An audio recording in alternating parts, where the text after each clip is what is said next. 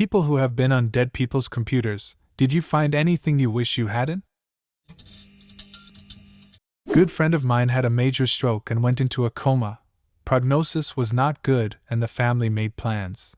Since I was the one that knew about computers, they asked me to go through his stuff and find pictures for his memorial service. 2 laptops and 10 USB sticks later, I wanted to bleach out my eyes. My friend was a great guy, but he was morbidly obese. Apparently he had been renting out escorts and such from online forums. They were far from pretty, and thankfully my friend only appeared in a few pictures but had his clothes on. Out of about 10 GB worth of images, I was able to find 5 suitable for his memorial service. The toughest part was telling his family that I could only salvage 5 photos. I told them the hard drives were corrupted. Yep, I wiped them. No sense in letting them know what I found. On a positive note, I did adopt his parrot, and till this day she keeps calling me by his name. I had a dead man's computer brought in for clean and repair by his granddaughter, as she was going to be using it now he had passed on. In the DVD drive was a Norp movie. I can't remember the title, but it was outrageous. However, after repairing the computer, I kept the DVD in the shop. You know, to protect Gramps' dignity, etc. Plot twist: the granddaughter comes back to the store to ask where the DVD is.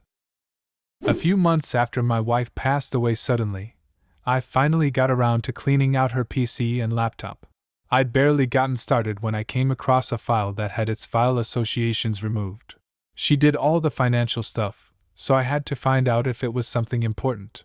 Of course, my first try was Word document, and sure enough it loaded up. Yet it wasn't financial. Turns out she'd written a list of lifetime goals that she wanted to reach, and it had been updated only weeks before she passed. A list of about 30 things she dreamed of doing, and only about 4 or 5 were crossed off. I didn't get much done after that. When my grandfather passed away, I was asked to go through his computer and save anything valuable. There were heaps of letters and photos dedicated to all his children and grandchildren. I even found a speech he would say at my 21st. I'm only 18. I wasn't on the computer, but my PlayStation. A friend of mine who passed from a brain tumor is still on my friends list. Around the time Sony was hacked by Anonymous, his account came online. It really freaked me out. My mum's Me is still on my Wii, and now on the Wii U and my 3DS. Whenever I come jogging past on Wii Fit, she cheers for me. It makes me happy every time. I guess I can somewhat contribute to this one. A couple of spring breaks ago, I found a nice little USB bracelet with the University of Hawaii logo on it in the middle of a sidewalk in Maui. I took it back home to the continental US, where it has sat on my mirror shelf for 2 years. During a period of procrastination sometime probably a month ago, I plugged it in just for the hell of it. It had all this Harry Potter music and some waltz music along with some college papers and other things. So for the next 2 hours I listened to this person's music and just relaxed. I later decided to try to find who it was. I opened a few more documents. One was a disability form from the university saying how his financial aid had been sent or something like that. I looked up his name on Google and found that he had died a month and a half after he dropped that USB drive for me to eventually find. Finding out that I had just listened to and thoroughly enjoyed the beautiful composition of a man who was no longer living made me reflect on how intertwined our impact in this world is as I bawled my eyes out and rocked myself back and forth. Needless to say, the paper that was due the next day was entirely forgotten. My best friend's machine, the usually cluttered desktop, given way to a single, untitled text document. It was his suicide note. I'm so sorry for you. I found my father's suicide letter that he didn't go through with. We were mostly estranged, but I kept visiting my very young half-brother and half-sister. In it, he was dismissive of me, and I still can't find my way to forgive it. I want to tell you something, and I don't know if it's appropriate or not. But a few years back my family sort of fell apart, so did my life, and I tried to commit suicide. A few weeks later I was back from the hospital and found my note. Luckily no one else saw it. It was well written and I know it would have moved my family, but damn, I did not represent my true feelings for them at all. But since it was so well written and representative of my feelings about death and other things, I'm sure they would have believed everything I said that made me seem like I didn't appreciate them. I'm so happy that they never saw that. There's something about suicide notes that makes you feel like it's the summation of all of a person's feelings, but sometimes they touch on a lot of deep stuff but misrepresent a lot of other feelings. Remember that when he wrote it, he was in a dark place, and that in real life he may not have felt that about you. Anyways, who am I to intervene with how you should feel about your father's letter?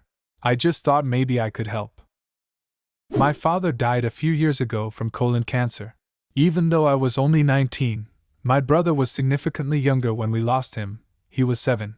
My father and brother would watch a movie usually every other night, and a few months ago I finally got around to cleaning up his computer. I looked through his folder where he downloaded movies to, and the last film he downloaded was Spirited Away. And it was the night before he passed away. Needless to say, we watched it together that night. Turns out my brother was writing a novel and a ton of poetry. I always wonder if we should do something with it. I'm not sure how completed it all is, but my cousin who went through it said it was quite a bit of material. So my uncle took shitloads of pictures, just all the damn time. We didn't actually realize the scale of this until I had to look through them all after he died. Turns out we could have lost every single picture ever taken of me, my sister, my cousins, and still we'd have a remarkably smooth transition from infant to adult in picture form. That said, we also discovered he liked Norp. So much. Norp. And since we didn't want to accidentally throw away some priceless picture, I had to go through 3 hard drives and a couple hundred USBs and CDs of almost entirely Norp. Now I was more impressed with his capacity to find and organize things than anything else. 4 gigabytes of named, time-stamped videos and pictures of trans women with freakishly large breast implants urinating on men? We have the USB for that right this way. When I was 18, I took my older brother's computer after he died in a car crash. He was the sort of guy that people loved to be around, always laughing, joking. He made people feel good about themselves. His car had run into a grouping of those cement jersey barriers on a road under construction. No other cars were involved, and there were no signs that he had hit the brakes. He must have dozed off. While emptying his room in his house, we found a set of crumpled papers. They were the unfinished first sentences of suicide notes. But he never left a completed note, and instead chose to throw these drafts away. Maybe he sat down to write a note, decided he didn't want to die, needed some air, went for a drive, got into an accident. I couldn't understand how this happy, great guy that I loved could be so unhappy. So I searched his computer for any clues. I was prepared to look in every corner for a clue, an internet history, an AM log, this was back in the day, a photo, an email, anything. There was nothing. Not just nothing strange, nothing at all. He had already wiped his computer clean, probably anticipating that his little brother would inherit his computer and snoop around. It still doesn't confirm or deny anything for me. I feel certain that he intended to kill himself. But I've never been more upset to find absolutely nothing. Was tasked by a friend of a parent to wipe a computer that belonged to his son who committed suicide. I could have just wiped it, but a morbid curiosity and a feeling I was erasing the last of this person drove me to first delve into the files. What I found was essentially a diary of the son's last days, including his very last, which had been typed just minutes before he ended his life. There was something profound in reading those notes, knowing I am the only one who will ever know his last thoughts. I don't really regret or wish I hadn't seen what I did. The last time I shared this experience, I was made to feel guilty for invading the dead son's privacy. I still feel a little guilty for that, but I'm still glad I did so. The kid needed someone to listen to him, and well, even though it was too late, someone did. It's just a shame it couldn't have been earlier. My boyfriend passed away in December. I put his PlayStation on and played with the little FIFA character we made look like him. I know he would be laughing at how bad I was trying to score. I also saw his old phone. There was a message from a girl basically asking to go on a date, but he had texted her back saying he was actually in a new relationship, me, and it made me feel quite good. I trusted him completely anyway. I miss him every second. My boss passed away in his sleep just over a year ago. He was young, and it was unexpected. I helped his boss get into his computer at work, and also his laptop from home to retrieve insurance, banking, investment, etc. information for my boss's family. It was very eerie, In that I found my boss had a lot of the same tastes in music, TV shows, movies, etc. that I had, visited the same websites, etc. I felt like he and I could have become much better friends if there had been more time. I ended up getting almost everything for them. There were a couple of Excel files with financials that were password protected. I ran some brute force programs against them for a few weeks. But eventually my boss had me shut it down, and then it was over. And so now I sit at his desk, on his computer, using his mouse and his keyboard, and do his job. I like to think he's out there, somewhere, watching over me, and that he'd be happy with what I've done in the last year. I hope so, at any rate. My mother went on my older sister's computer after she died from cancer and found a letter meant for my sister's 2 children which said how horrible my mother was. My sister was pretty angry at life in the final months and seemed to blame my mom for everything. Needless to say, my mom was devastated. I'm suffering from stage 4 colorectal cancer. I'm 31 and my mom is my caregiver. Sometimes you just get fucking pissed and you go for the nearest target. It doesn't mean you don't love the person. It's also not right, but it happens. If her situation was anything like mine, she still loved your mom with every ounce of her being. Hey, I'm stage 4 CRC too. I hope treatment is treating you well. Sorry as hell that you are going through this shit. Since our lives are pretty fucked up, I'll share a fun thing I did to my doc. Before I went into an appointment, I took Elmer's glue and spread it all over my chest and arms. I let it dry, then I went in. When the doc came in, I told him that the chemo was having a rough effect on my skin, then I began peeling it all off. The look on his face. Edit haha. Did not expect the upvotes. Too bad they don't cure cancer like FB likes to.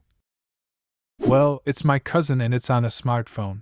The nurses at the hospital gave my cousin his dad's belongings when his dad passed away, and it included his cell phone. That's how he found out his dad's a cheating bastard and a drug addict. He talked to me about it, and I had to confess I knew about it, but I didn't want to tell him about it unless he asked me since I didn't want to ruin his image of his dad. He decided not to tell his mom to leave her with great memories. She never knew since her husband was always busy and going on business trips. Not on the computer, but my family found a 3-ring binder my grandmother kept. It was full of lusty love letters. We asked one of her best friends about it, and she replied with, "Oh yeah, I was supposed to burn that." Apparently, my grandma and this guy had a relationship where they never actually got together, but had lots of phone sex. None of that is quite so bad, I guess, unless you start imagining that it was your grandma. She described many details of their talks in her letters and referred to it all as her year of passion. I bought a second-hand handheld gaming system from GameStop. Checked the memory card quite some time after I bought it. It was full of NORP and photoshopped photos of what I assume was the previous owner doing stuff to animated cartoon girls and one specific real girl. Love is beautiful, isn't it? I was somewhat disgusted, and for some reason I looked up the owner. He was dead, and now I'm both disgusted and sad, and don't know what to do with it. Do you still have the photos? My roommate passed away in a car accident. I deleted all the questionable content from his computer and threw away his NORP before his family came and went through his stuff. You're a good roommate. I seriously just made a batch file called If I Die on my desktop that deletes my NORP folder. Disguised it as a folder. Do you have a similar story? Leave a comment and subscribe to the channel if you want to see more videos like this one.